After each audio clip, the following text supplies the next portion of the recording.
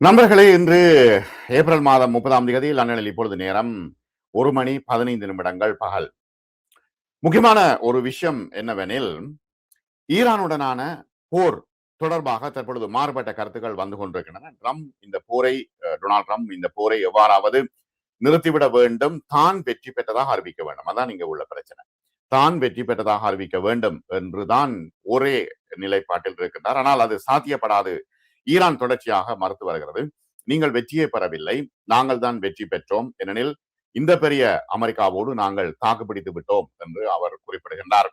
இந்த நிலைமையிலே தற்பொழுது மெதுவாக மெதுவாக ஹோமுஸ் நீரிணையை விட்டு கப்பல்கள் பின்வாங்க வேண்டிய ஒரு சூழ்நிலை இருக்கிறது. ஈரான் சொல்லிவிட்டது, இப்ப நீங்கள் இத முற்றுகையை நீங்கள் நீக்காவிட்டால் நாங்கள் போர்க்கப்பலுக்கு அடிக்க போகின்றோம்.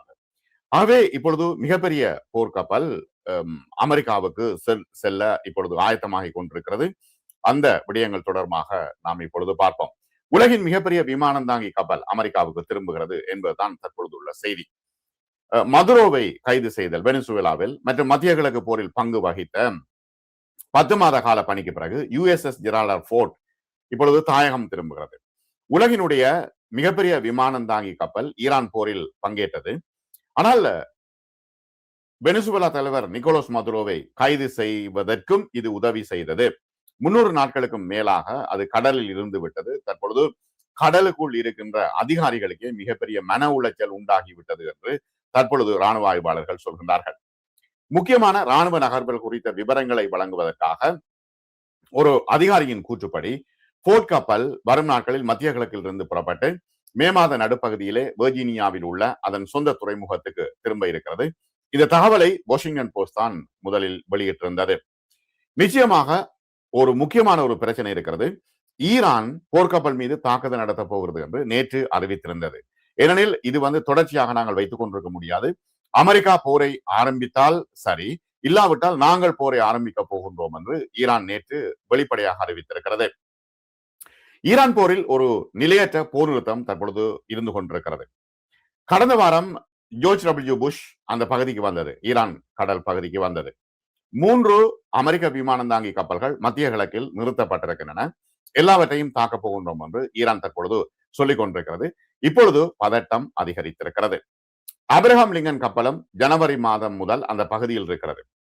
இந்த மாதம் ஜூன் மாதம் நோஃபோக் கடற்படை தளத்திலிருந்து புறப்பட்டு போர்ட் கப்பல் கிட்டத்தட்ட 10 மாத காலத்துக்கு வியட்நாம் போருக்கு பிந்திய நீண்ட கால பணியில் அது இருக்கிறது. ஆகவே மிகவும் சோர்வடைந்து அங்குள்ள அதிகாரிகள் இருக்கிறார்கள் என்று ராணுவ ஆய்வாளர்கள் சொல்கின்றார்கள். நியூயார்க் போஸ்ட் சொல்லிக் கொண்டிருக்கிறது. அமெரிக்க கடற்படை நிறுவனத்தால் நடத்தப்படுகின்ற லாப நோக்கமற்ற அமைப்பான யுஎஸ் நேவல் இன்ஸ்டிடியூட் நியூஸ் என்ற செய்தி நிறுவனம் சொல்கிறது, இந்த கப்பல் கடலில் கழித்த 295வது நாள். கடந்த 50 ஆண்டுகளில் ஒரு விமானம் தாங்கிய கப்பல் மிக நீண்ட காலம் பணியில் இந்த சாதனையை செய்திருக்கிறது. 2020ஆம் ஆண்டில் கோவிட் பெருந்தொற்றின் பொழுது லிங்கன் கப்பல் 290 நாட்கள் கடலில் இருந்தது. என்னால் வெளியில் போக முடியவில்லை, கோவிட் தொற்று. போர்ட்டின் இந்த நீண்டகால பணி மிகப்பெரிய டயர்டை உருவாக்கிவிட்டது, சோர்வை உருவாக்கிவிட்டது என்றும், நீண்ட காலத்திற்கு வீட்டை விட்டு பிரிந்திருக்கும் படை வீரர்கள் மீதான தாக்கம், மன அழுத்தம், பிரச்சனைகள், சாப்பாட்டு பிரச்சனை, உபகரணங்கள் மீதான பிரச்சனை, இரண்டாவது சர்வீஸ் பண்ண வேணும், இது குறித்தும் இப்பொழுது கவலைப்படுகின்றார்கள், கேள்விகளை எழுப்பியிருக்கிறார்கள். ஏற்கனவே தீ விபத்தில் சிக்கிக் கொண்டதாக அவர்கள் சொன்னார்கள். ஈரான் சொல்லது, நாங்கள் தான் ஏவுகணை மூலம் தாக்குதல் நடத்தினோம் என்று. நீண்டகால பழுது பார்ப்பு பணிகளுக்கு உள்ளாக வேண்டிய கட்டாயத்தில் இருந்த நிலையில் இந்த விமானம் தாங்கி கப்பல் மேலும் பல ஏவுகணைகளை நிலைநிறுத்த வேண்டிய ஒரு நிலைமை உருவாகி இருந்தது. ஆனால் அதனால் முடியவில்லை. பிரதிநிதிகள் சபையின் ஆயுத சேவைகள் குழுவின் முன்னடந்த ஒரு விசாரணையின் பொழுது போர்ட் கப்பலின் நீண்டகால பணி குறித்து கேட்கப்பட்ட பொழுது பாதுகாப்பு செயலாளர் பீட் ஹெக்ஸட் தான் கடற்படையோடு பேசியதாகவும், அந்த அதிகாரிகள் தயார் நிலையில் மற்றும் பராமரிப்பு தொடர்பான விஷயங்களை அவர்கள் செய்வதாகவும் குறிப்பிட்டதாக பீட் ஹெக்ஸட் பொய் சொல்லி இருக்கிறார். ஏனெனில் அவர்கள் உள்ளுக்குள்ளே, ஏனெனில் ஏற்கனவே நேவி கமாண்டரை அவர்கள் நீக்கிவிட்டார்கள், புதியவரை அமர்த்தி இருக்கின்றார்கள். நேவி கமாண்டர் இந்த அழுத்தங்களின் காரணமாக அவர் அமெரிக்க சேவையில் இருந்து நீக்கிவிட்டார்கள் என்று அவர் சொல்கிறார், விலகிவிட்டார் என்று நேவி கமாண்டர் சொல்கின்றார். சவுத்காம் அல்லது சென்காம் என்று அழைக்கப்படுகின்ற இங்குள்ள மத்திய கிழக்கு நிலையகம் சொல்கிறது, அதிகமான வளங்கள் தேவைப்பட்டன. அதனால்தான் இந்த கப்பல்களை நாங்கள் இங்கே கொண்டு வந்தோம் என்று அவர்கள் கடினமான முடிவெடுக்கும் செயல்முறை மூலம் இந்த பணிக்கு கொண்டு வந்தோம் என்று அவர் குறிப்பிடுகின்றார். லத்தீன் அமெரிக்காவை கண்காணிக்கும் அமெரிக்க தெற்கு கட்டளை பிரிவு மற்றும் மத்திய கிழக்கில் உள்ள அமெரிக்க மத்திய கட்டளை பிரிவு இந்த விஷயங்கள் தொடர்பாக மாறுபட்ட கருத்துக்களை கொண்டிருக்கின்றன. போர்ட் என்ற கப்பல் தனது பணியை மத்தியதரை கடல் நோக்கி செல்வதன் மூலம் ஆரம்பித்தது. பிறகு இந்த மிகப்பெரிய கடற்படை பலப்படுத்தலாக அது இருந்தது. பிறகு அக்டோபரிலே அது கரிபியன் தீவுக்கு அனுப்பிவிடப்பட்டது என்றும் சொல்கின்றார்கள். ஈரான் போரின் ஆரம்ப நாட்களில் மத்தியதரை கடலிலிருந்து பங்கேற்ற இந்த கப்பல் பிறகு சுயஸ் கால்வாய் வழியாக சென்று செங்கடலுக்குள் நுழைந்தது. இருப்பினும் அதற்கு ஏற்பட்ட தீ விபத்து அந்த கப்பலை பழுது பார்ப்பதற்காக மிகப்பெரிய சிக்கலுக்கு உருவாயினது. நூற்றுக்கணக்கான அங்கு வேலை செய்கின்றவர்கள் உறங்குவதற்கு இடமின்றி கூட தவித்தார்கள். போர்ட்டின் 295 நாள் பயணம் தற்பொழுது முடிவடைந்து அது மத்திய கிழக்கிலிருந்து விலக்கப்பட்டிருப்பதாக தெரிவிக்கப்பட்டிருக்கிறது. ஆனாலும் கூட முக்கியமான ஒரு பிரச்சனை, ஈரான் தாக்குதல் நடத்த போகிறது என்று குறிப்பிட்டதன் பிறகு ஒவ்வொரு கப்பலாக பின்வாங்கி கொண்டிருப்பதை அறியக்கூடியதாக இருக்கிறது என்று ராணுவ ஆய்வாளர்கள் சொல்கிறார்கள். அடுத்த விஷயம் என்னவெனில், ஈரானுடன் இந்த போர் தொடர்பாக முதல் முறையாக நாடாளுமன்றத்தில் அமெரிக்க பாதுகாப்பு அமைச்சர் விசாரணைக்கு உட்படுத்தப்பட்டிருக்கிறார்.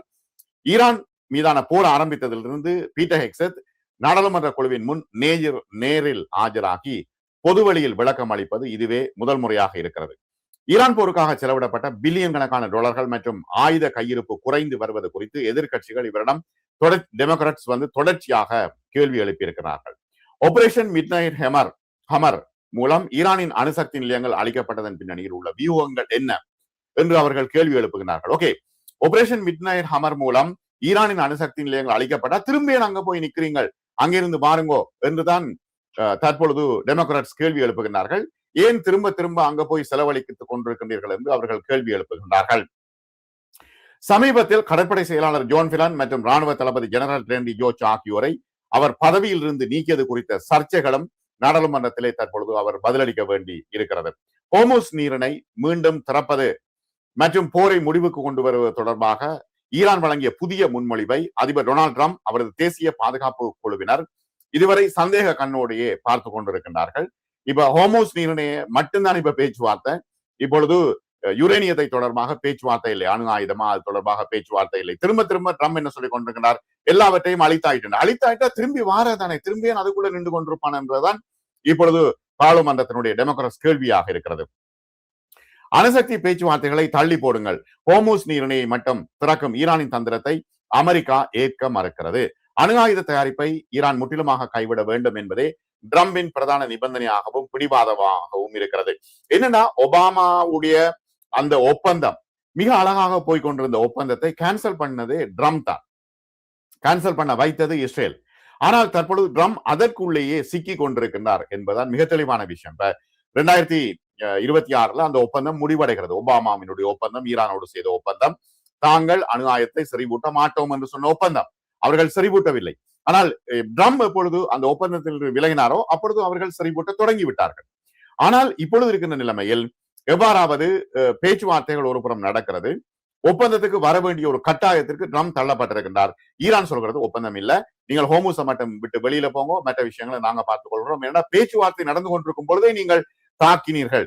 இதுதான் இப்பொழுது இருக்கின்ற மிகப்பெரிய பிரச்சனை.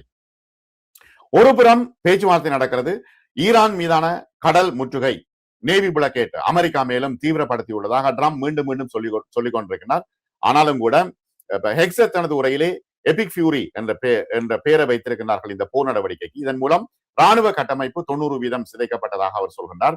இனிமேல் ஈரானால் பெரிய அளவில் பதிலடி கொடுக்க முடியாது என்றும் அவர் வாதிடுகின்றார். பீட்டர் ஹெக்ஸத்தின் இன்றைய சாட்சியம் என்பது வெறும் ராணுவ விளக்கம் மட்டுமல்ல, அது நவம்பர்ல வர இருக்கின்ற இடைக்கால தேர்தலுக்கான ஒரு அரசியல் நகர்வும் கூட என்றும், பெட்ரோல் விலை உயர்வால் மக்கள் அவதிப்பட்டு கொண்டிருக்கின்றார்கள். போரை இன்னும் எவ்வளவு காலம் நீடிக்க ட்ரம்ப் நிர்வாகம் திட்டமிட்டுள்ளது என்பது இன்று தெளிவாக தெரியும். ஆனால் முக்கியமான ஒரு விஷயம், ஈரானின் அமைதி திட்டத்தை அமெரிக்கா நிராகரிப்பது, அந்த நாட்டின் மீதான முழுமையான சரணடைதலை ட்ரம்ப் எதிர்பார்க்கிறார்கள்.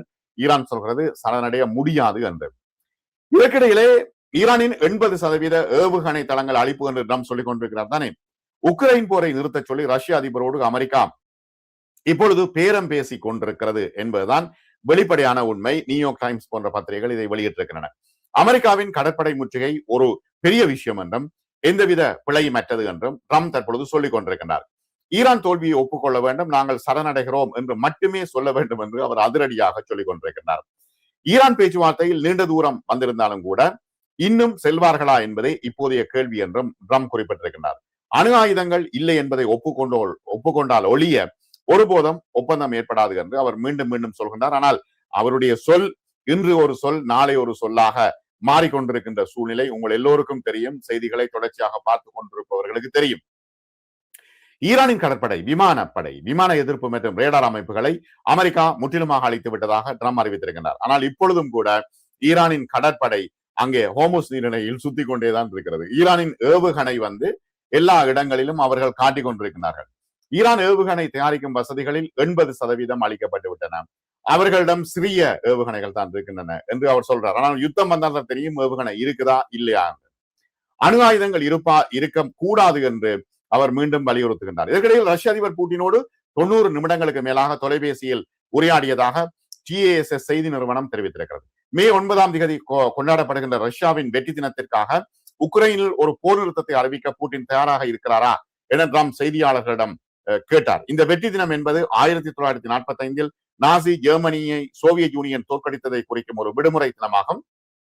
உக்ரைன் விவகாரத்தில் மிக விரைவாக ஒரு தீர்வு எட்டப்படும் என அவர் நம்பிக்கை தெரிவித்துள்ளார். ஈரானில் உள்ள செறிவூட்டப்பட்ட யுரேனியத்தை அகற்றும் விவகாரத்தில் உதவ புட்டின் முன்வந்தார். ஆனால் அதற்கு பதிலாக உக்ரைன் போரை முடிவுக்கு கொண்டு வருவதில் புட்டின் கவனம் செலுத்த வேண்டும் என்று விரும்புவதாக ட்ரம்ப் தற்பொழுது வெளிப்படையாக கூறியிருக்கிறார். உக்ரைன் போர் அல்லது ஈரான் போர் இதில் எது முடிவடையும் என்று தனக்கு தெரியவில்லை என்றும் 2 போர்களும் ஒரே காலகட்டத்தில் முடிவடையும் என்றும் ட்ரம்ப் தற்பொழுது தெரிவித்திருக்கிறார். ஆகவே 2 போரையும் முடிவடைய வைக்க வேண்டிய ஒரு முக்கியமான சூழ்நிலையில் ட்ரம்ப் இருக்கிறார். ஏனெனில் நவம்பர் மாதம் தேர்தல் வரப்போகிறது. அவரது கட்சி படுதோல்வி அடையக்கூடிய நிலைமை இருக்கிறது. ஏற்கனவே ட்ரம்ப் வந்த சூழ்நிலையில் மிகப்பெரிய பிரச்சனை அமெரிக்க அரசாங்கத்தில் இருந்தது. மிகப்பெரிய குழப்பம் இருந்தது. எல்லாவற்றையும் அவர் தலைகளாக மாற்றிவிட்டார். இம்முறை மேலும் அவர் தலைகளாக மாற்றிக் கொண்டிருக்கிறார். எனவே இது மிகப்பெரிய பிரச்சனையாக இருக்கின்ற சூழ்நிலையில் ட்ரம்ப் எவ்வாறாவது இந்த போர் நிறுத்தத்திற்கு வந்தே ஆக வேண்டிய ஒரு சூழ்நிலை இருக்கிறது. மற்றும் ஒரு காணொலியில் சந்திப்போம். சப்ஸ்கிரைப் செய்யாத அன்பர்கள் சப்ஸ்கிரைப் செய்யுங்க, லைக் பட்டன் அழுத்துங்க, ஹை பட்டன் அழுத்துங்க. உடனுக்குடன் உங்களுக்கு செய்திகள் வந்து சேரும். மிக்க நன்றி.